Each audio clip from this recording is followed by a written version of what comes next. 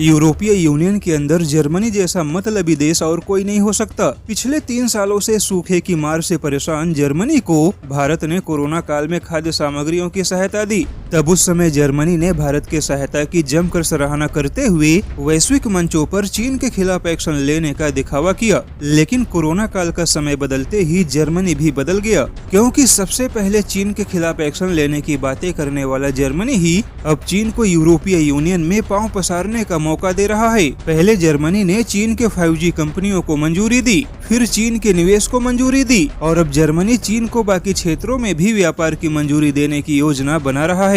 लेकिन वहीं जर्मनी भारत के G7 में शामिल होने को लेकर दबी हुई आवाज में विरोध कर रहा है। जैसा कि डोनाल्ड ट्रंप ने भारत को G7 का हिस्सा बनाने के मुद्दे को हवा दी थी। अमेरिका चाहता है कि भारत G7 का हिस्सा बने, जिस वजह से अमेरिका ने 2020 के G7 सम्मेलन में भारत को न्योता भी दिया था। किंतु कोरोना महामारी की वजह से 2020 का G7 सम्मेलन हुआ ही नहीं। लेकिन जर्मनी ने फायदे और नुकसान का मौका देखते हुए कभी भारत के G7 में शामिल होने का समर्थन किया तो कभी भारत का G7 को लेकर विरोध किया और एक बार फिर से जर्मनी ने भारत के G7 के रास्ते में बाधा डालने का काम किया है। दरअसल ब्रिटेन भी भारत को G7 का हिस्सा बनाने के पक्ष में खड़ा है और ब्रिटेन का मानना है कि बाकी यूरोपीय यूनियन के देशों को भी चीन को लेकर सतर्क हो जाना चाहिए। लेकिन जर्मनी का मानना है कि अभी भारत को G7 में शामिल करने का सही समय नहीं है, क्योंकि दुनिया इस समय काफी समस्याओं से परेशान है। लेकिन जर्मनी ने यह बयान नहीं दिया कि इस समय दुनिया जिन समस्याओं से परेशान है वह समस्या भी चीन के वजह से ही पैदा हुई है। यानी कि अब कहीं न कहीं जर्मनी का झुकाव चीन की ओर होता दिखाई दे रहा है।